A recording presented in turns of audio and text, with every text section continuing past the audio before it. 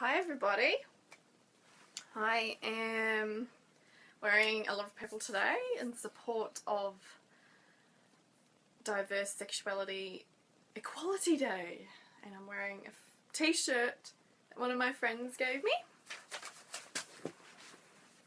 It's Love Conquers Hate, and another one of my friends made these really cool flower things, headband flower things. So hi and welcome to my next video, which I will be talking about my journey to realising I'm on the spectrum and to diagnosis and my breakdown, so it's probably going to be quite long. So welcome, and here we go. I have always felt different. I felt like always, not so much before I went to school, but when I went to school, when I first started going to school, I just really noticed I was different. I remember looking around the playground at all the other kids playing and laughing and interacting, and I was probably about 6 or 7, I was quite young, and I felt like an alien. I just remember looking around, standing there feeling alien and weird and like I didn't belong. And yeah, since then that's pretty much continued. Always felt out of sync and different and like being very socially awkward, particularly in my schooling years. I'm not as socially awkward now, although I still miss social cues, and Atrus will tell me, did you realise this and this after we get home, when we get home? And I'm like, no. Thanks for pointing that out. He's my, he helps me process and analyse the social situations afterwards. So here we go. I always knew I was different. But I didn't know anything really about Asperger's. The only thing I knew about it was that my cousin, one of my male cousins, was diagnosed.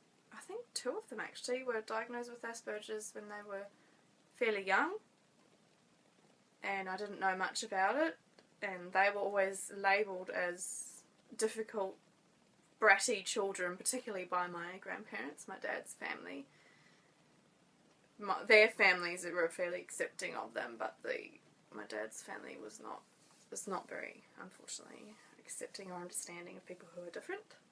And I myself always felt within my own family that I was the odd one out, that I was different, and I was picked on by my dad a lot because he and I, being both Aspies, are very similar, both fairly strong-minded and bull-headed at times, and we were like this a lot. And because I was smaller and more, vulnerable and naive, he was like a big, scary bully.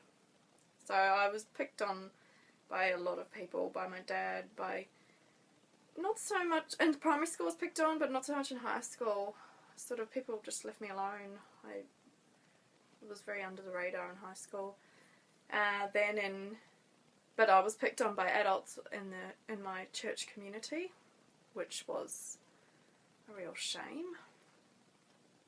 And that was quite traumatic. I'm not going to talk about trauma and stuff now. I'm talking about my journey to diagnosis. So I didn't really know much about Asperger's, particularly females on the spectrum. I knew nothing. I just knew what I knew of my cousins. A few years ago, probably, it would be a while ago now, 6 years ago maybe, 6 or 7 years ago. Well, it was after I got married, so it was probably about 5.5, 6 years ago. My mum suspected my dad and I to be on the spectrum. She was working at a school that with special needs children, with children on the spectrum, as a teacher aide, and so she had to do training to learn more about Asperger's and autism and how to interact and work with those children.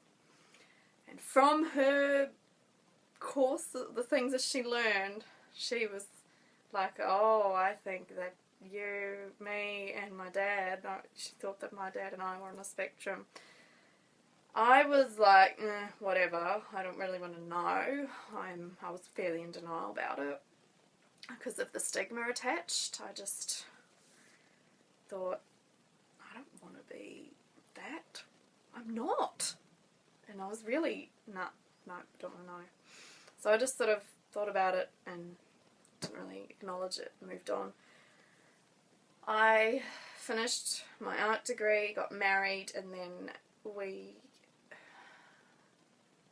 lived in my husband's actress's hometown for a few months. Then we moved interstate to a better job and a better place because I was just like not happy living there. I didn't want to live there that close to his family at that point. And in that town, it was just not. I found it too small and stifling there, and there was not much opportunity for growth for me. I just thought, anyway, getting sidetracked, which I tend to do. I get very all over the place. Back to the actual topic. We moved, and I didn't know what to do with myself. I didn't want to work. I was in a really bad place, and so I thought, why don't I just finish my teaching degree? Because I did half of my teaching degree, but then found the pressure too much, so just decided to focus on the art degree and got the art degree done. So because I'd done half of that teaching degree, I'm like, oh well, I'll just finish off the Bachelor of Teaching and do it via distance. So I did that for about 2.5 years. I worked at my own pace at home and finished my teaching degree because I didn't know what else to do with myself. And in that, one of the subjects I had to do was special needs students. And of course, one of the topics we could choose was Asperger's. I'm like, okay, I'm going to choose Asperger's. I chose it because of what my mum had suspected a couple of years before that, and thought, why don't I just explore it and see what I learn? So I chose my assignment and my essay as Asperger's. I had to design a brochure about Asperger's and I had to write an essay. So I basically did a lot of journal article reading because we have, in uni you have to read journal articles. You can't just get random stuff off the internet and put it in your essay. It has to be peer-reviewed journal articles. So I had to do it that way. So I was doing a lot of reading and research for my essay and my brochure. And my mum had actually lent me, because she came down to visit I think sometime before that, she lent me her video on Asperger's by a psychologist in Melbourne, Richard Essenmeyer. Richard Essenmeyer. And he explained the spectrum quite well and how it worked, and the differences between, just the differences in low and high functioning. I mean, I don't really like to use those labels, but he just sort of explained how the spectrum worked. And I found myself going, that's me, for the higher functioning end of the autism spectrum. And I actually wrote a list. This was probably about 5 or 6 years ago I wrote this list, and I've kept it. Based on the symptoms he talked about, the traits he talked about in the video. So this is the list of traits that I wrote based on his video, and I kept it. So here's the list. Overload of sensory stimulus, biting wrists when angry or stressed, or he talked about self-harm and biting when angry or stressed. Well, I do that. I'm redirecting it slowly. Unable to deal with high stress. Social situations, get mind blanks, and example, conflict or when someone is angry at me. High anxiety, small things set me off. Resistance to change and routine, it causes me stress. Play or listen to music repetitively as a way of dealing with stress and overload. Cannot handle too many people. Overload and too much noise. Lack of empathy and understanding of others' feelings. Well, I have different ideas about that now. I've talked about that in a different video. Dislike chit-chat or small talk. watched movies repetitively as a child, and I put Lion, the Witch and the Wardrobe, Sound of Music, Chitty Chitty Bang Bang, and Parent Trap, and there were some others too. Learned visually better than any other way. Normal discipline didn't work on me, i.e. smacking. And my face doesn't show the internal problem. So that was the list that I wrote about 5 or 6 years ago, based on this video that I watched. But the journey was long and hard since then. I was fairly sure I was on the spectrum then, but quite in denial about it. As I did research for my Asperger's essay, I came across a journal article that discussed Asperger's and females. It summarised that females would only be on the spectrum if they were severely autistic. This made sense to me at the time because one of my exes, who I now believe is possibly autistic, he has a severely autistic sister. Like, she was practically non-verbal. So I thought to myself, I can't possibly be autistic because of that article, and I just left it at that. I just thought, no, I mustn't be. I kept the list though on the fridge as a reminder, but I just carried on with living. But I really struggled. I had comorbids of anxiety and depression. I did not seek help for my anxiety and depression, professional help, until 2008. So prior to that, I'd had depression on and off since, anxiety from childhood. Very young child, I remember being highly anxious. Depression from about 15. So at least 10 years or so, probably about 10 years or so, maybe a bit less, of just struggling along with anxiety, depression, and no help. And I had actually been to see a couple of counsellors, one when I was at uni, and she was not very helpful. She pretty much thought that I was over-dramatising and making up stuff, making up problems. I'm like, what? I never went back to see her. She was kind of like, I was like, nah. And then so the next counsellor I saw, I didn't seek help for a while after that, number of years. I just carried on alone because I was like, I don't want to see counsellors if they're just going to invalidate me like that. Stuff that. So I just struggled. I was in a really bad place. I struggled socially. I often felt alien and out of sync.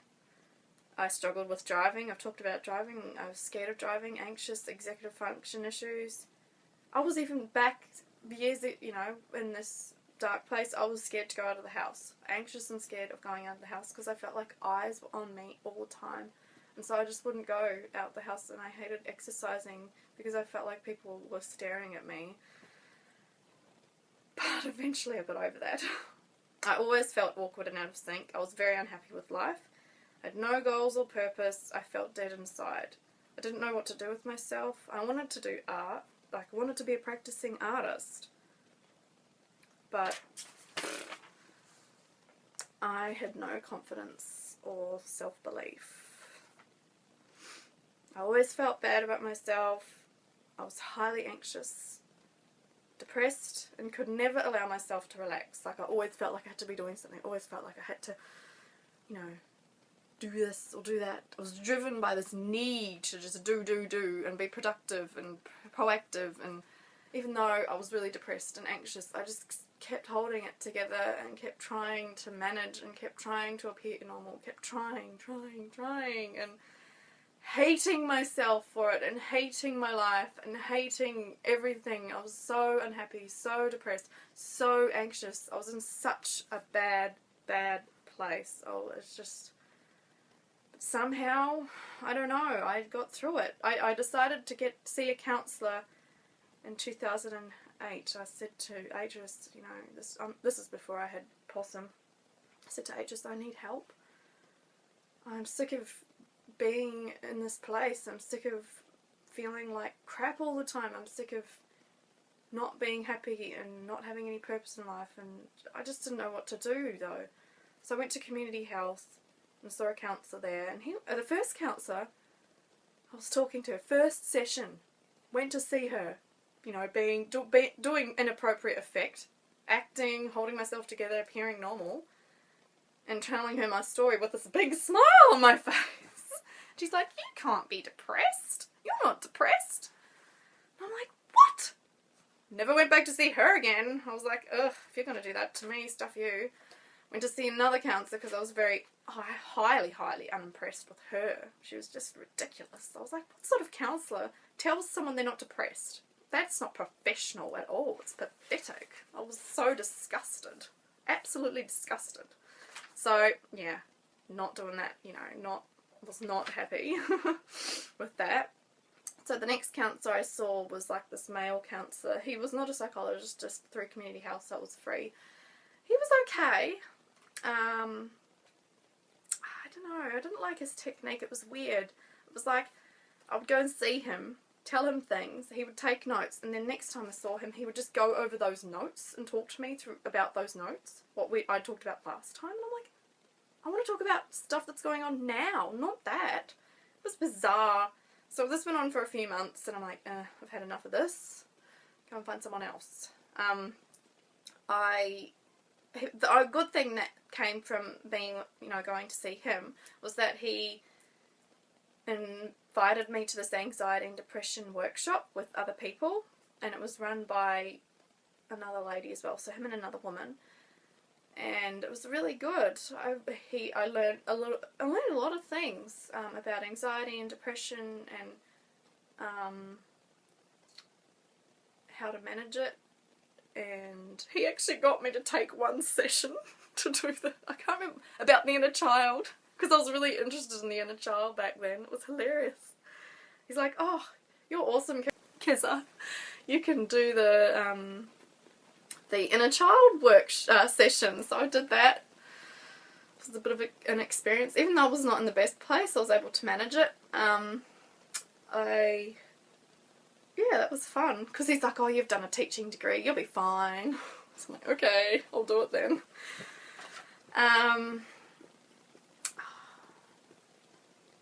I met other people there. I was one of the youngest, and a lot of the other people were on medication. I was not. I have only been on medication once in my life, and that was for about 6 weeks, never again. I refused to take it. I didn't want to go down that road. I was like, no one's going to tell me what to do. I'm going to choose my own path, thank you very much. No one's going to force me to do something that I don't want to do. So, yeah, I didn't take medication. I was determined to do it my way. Very aspy.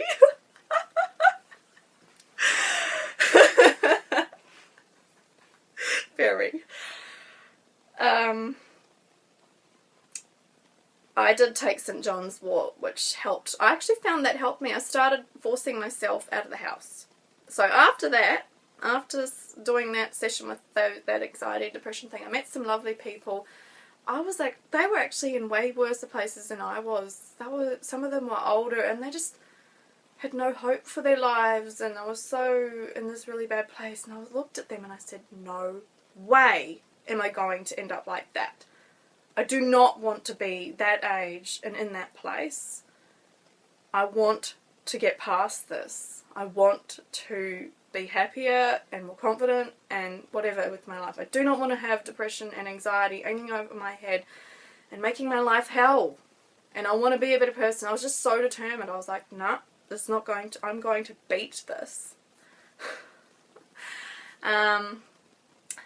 So yeah, that was sort of my inspiration to not be like that and to somehow find a way of getting past it. I did that session, and so through him, he taught me this really cool mindfulness thing where we did this labyrinth mindfulness walking. That was really cool. I really liked that mindfulness walking. So that was my first introduction to mindfulness walking, and he also taught me this hand exercise where we got like this cream, just normal hand cream, and then but heaps of it, and then you just focused on your hands for about 5 minutes and thought about your hands and just focused right on your hands. So that was cool.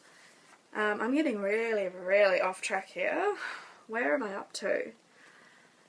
So I saw him, and then he did this workshop, finished that. That was about 8 or 9 sessions, and that was really good.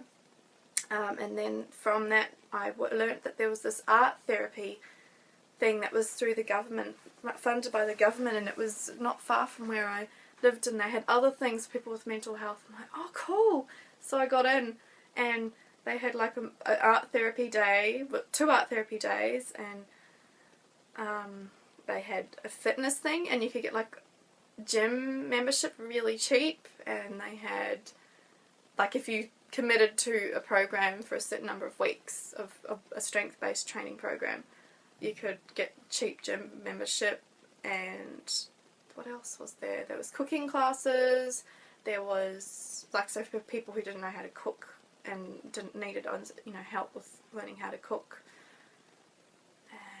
There was other things too. It was a really awesome little program. It was called, I don't want to say the name, but it was a really cool little place in an old church painted purple. It's really cool. That really helped me, you know, going there and having art therapy, and just, it wasn't structured, it was just go there and do work on your art projects, and there was an art room, and it was awesome, and it reminded me of uni and school, and like in a good way, my art days. And I met some really lovely creative people, and I'm still friends with them on Facebook even though we moved. It was awesome. They were really, it was a really good time. I had issues, I guess, before going to that place with the stigma attached to mental health and the stigma attached to Asperger's, but I got over it. I'm past that now. I think stigmas are ridiculous, and I'm trying to smash them. And then after that I saw another therapist. I decided finally to get a mental health plan through my doctor and see a proper psychologist, and she did EMDR therapy with me to help me work past traumas, and we also did a bit of art therapy. She was really good. She really helped me. So between the anxiety and depression workshop, the art therapy mental health church thing that was government funded, and this other therapist I saw with EMDR and art therapy, those were the things that really started to help me. And from there I just started getting over things. Like, I was scared of walking out of the house, and I just thought, no, I'm going to go and exercise. I'm determined to become fit. I'm determined to, you know, be healthier. So I forced myself out of the house 5 or 6 days a week and just went for a walk. And I started walking. I started taking St. John's Walk. I started having a bit more structure in my life, even though I was at home and studying. I just wanted to have more structure. And I slowly started improving a little bit, but I was still not in the best place. And around this time I talked to ages. I'm like, oh, I want to have a baby, and because everyone else was having a baby and I didn't know what else to do with my life. I was finishing my degree. I didn't really want to work. I was too anxious and not confident enough, and I had done some part-time casual work at where Atrius worked, and I just found the office jobs, oh my gosh, mindless and boring, and I felt trapped. I was like, I want to be outside, or I want to be able to just go and do what I need to do when I need. I felt contained. I don't like feeling that sort of containment. So it didn't work for me. I didn't know what else to do. I was like, okay, we'll have a baby. Looking back, it wasn't the best idea, but oh well, I did it. I finished my degree, and I was halfway through my pregnancy with POSM. Pregnancy was... I have mixed feelings about pregnancy. It felt weird, and I hated morning sickness, and I hated having to throw up a lot. But towards the end of my pregnancy, weirdly, I started feeling heaps better and more normal. The beginning of my pregnancy was the worst. But pregnancy was actually the beginning of a journey of empowerment that is still continuing today. I went from being booked into a hospital, then to a birth centre, and then researching and deciding, no, I want to have a home birth. I did lots of research and reading, talked to a lot of people, midwives and other women who had decided to have a home birth. I had a very empowering birth. It taught me how strong I was, because I didn't realise how strong I was.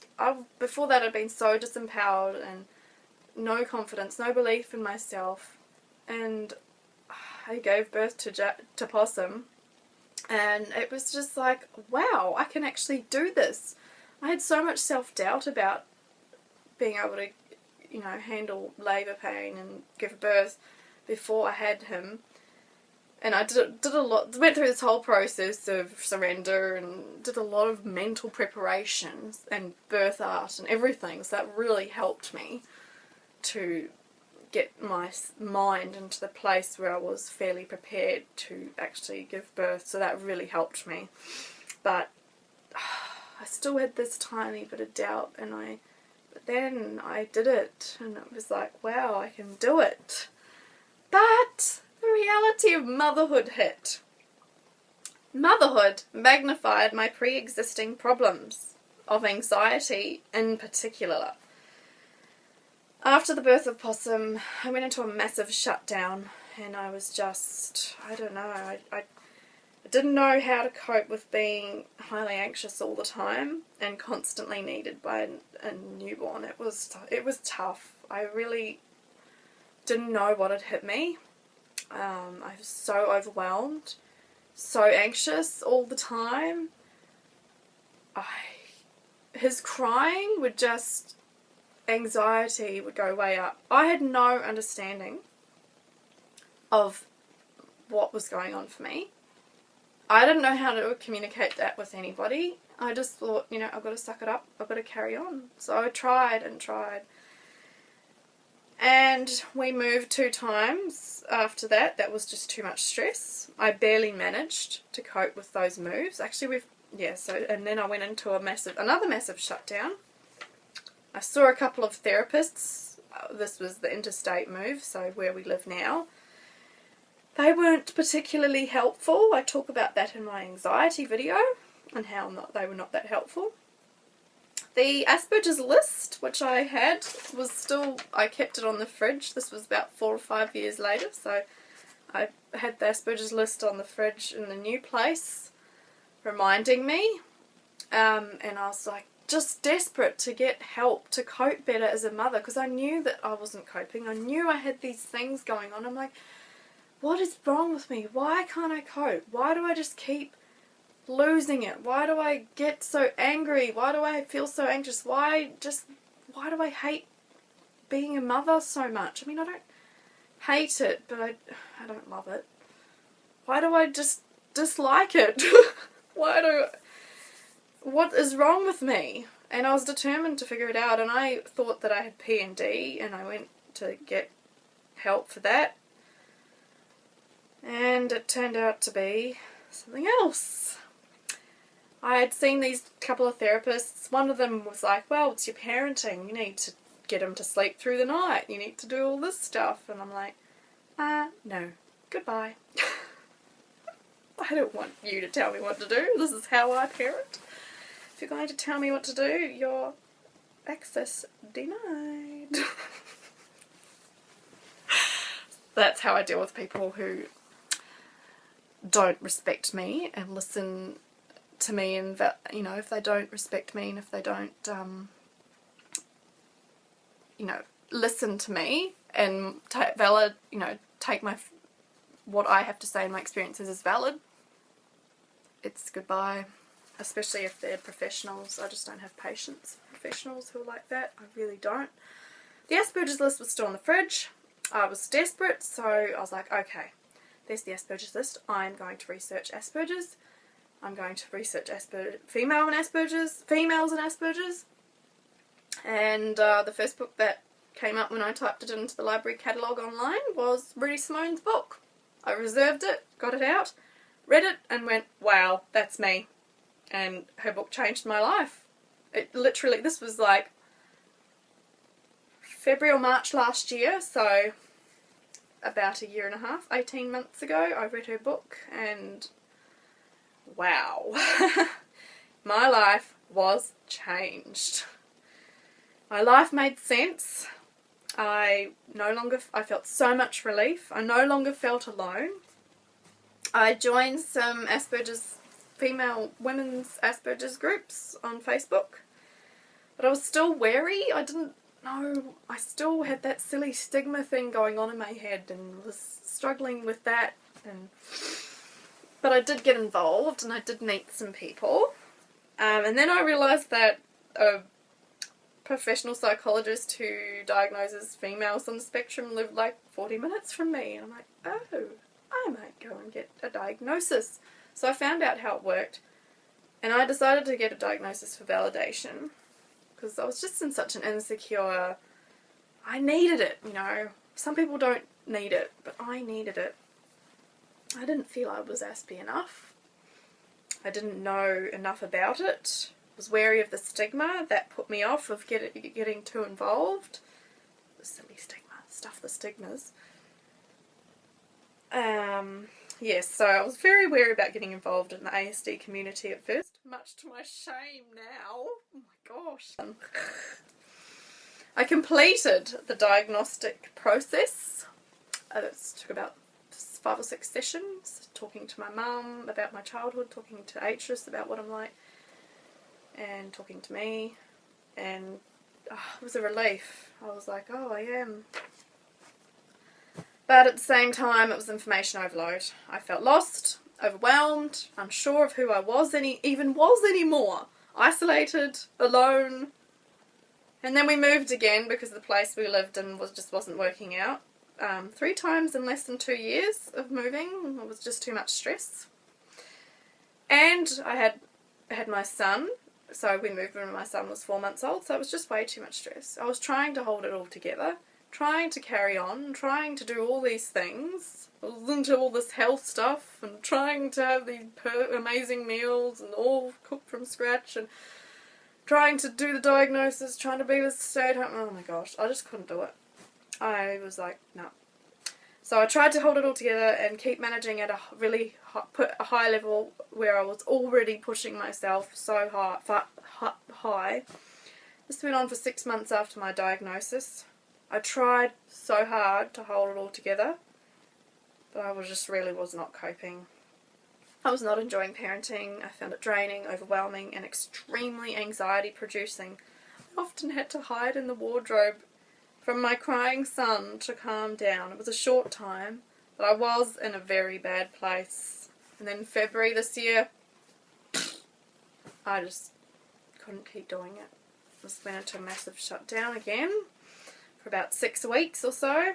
I was extremely anxious and depressed and had no understanding or ability to explain or verbalise what was going on for me to anybody. Like I didn't know what was going on. My brain was just like, it just froze, literally.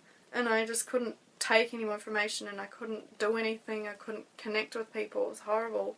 I just felt so alone and isolated. Yes, I could talk, but it was surface level stuff. And I often didn't want to talk. I was very short-fused. The catalyst was my mum going away on holiday for 2 weeks. She needed the holiday and I'd been already relying fairly heavily on her to mind Possum. And she's like, you can't keep doing this. How are you going to cope when I'm away for 2 weeks? You need a plan, you need a backup plan. And so we decided to put Possum in family daycare. And then from there it just carried on. And I went to see my psychologist. My mum emailed my psychologist because it turned out that I wasn't actually explaining myself very well to her. I was appearing normal-ish, and she had no idea how bad I was. And my mum explained it from her perspective, and my psychologist is like, oh, you actually need a lot more support than I realised. And so it was like a massive plan of Possum in daycare, medication, and a few other things. Medication, psychologist, seeing her psychologist regularly, exercise regularly, relaxation, son in daycare, and then I organised to see an early intervention specialist through community health. So there was 6 weeks of doing barely anything. I just watched TV shows, could not connect or interact, isolated, no understanding of language to explain what was going on for me. I started a mother's group an Asperger's mother's group before I had the breakdown, and barely kept it going through that 6 weeks. I might have been posting like one question, but I barely connected. Afterwards, I started to interact in Facebook groups again, ASD Facebook groups and pages. And I was reading and interacting and learning. And I just went through this massive sort of learning phase where I've just absorbed information about Asperger's, because I was just like, I need to understand myself. I need to be able to explain myself. Started to understand myself and was able to articulate myself to others. That was really empowering. Gradually, I have reconnected with people in my life, my family,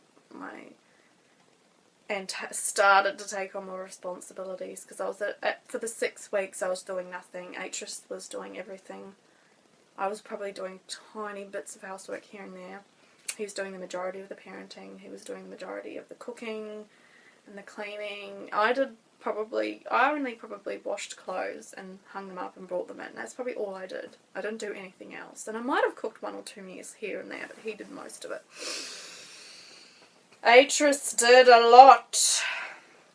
He was a lifesaver, but he himself has, he's not in the best place either. So it's taken a lot out of us, this big breakdown for me. But he's managed really well, and I'm really proud of him, and I'm just so grateful for him in my life. I don't know what I'd do without him.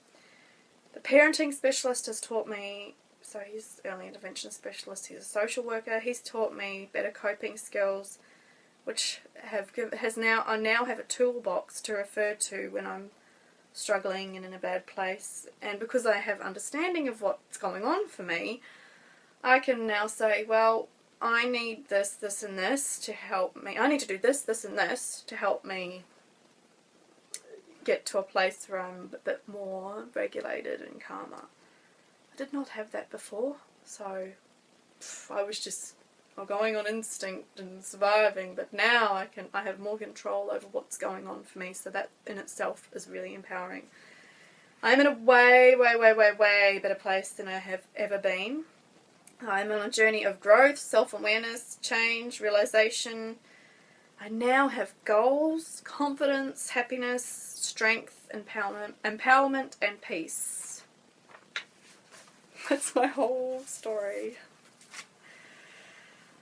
I hope you enjoyed it. Well, that was quick. So yes, that's my story. Quite a story. I probably repeated myself a lot there, but thank you for listening. I hope that inspires you, and I hope you learn. Not learn. You're just inspired. What's your journey of diagnosis or realising you're on the spectrum? Did you know? Did you suspect for a while? Were you in denial like I was for a number of years? Or did you just go, okay, I'm that, and move on? I seem to have dramatic, long drawn out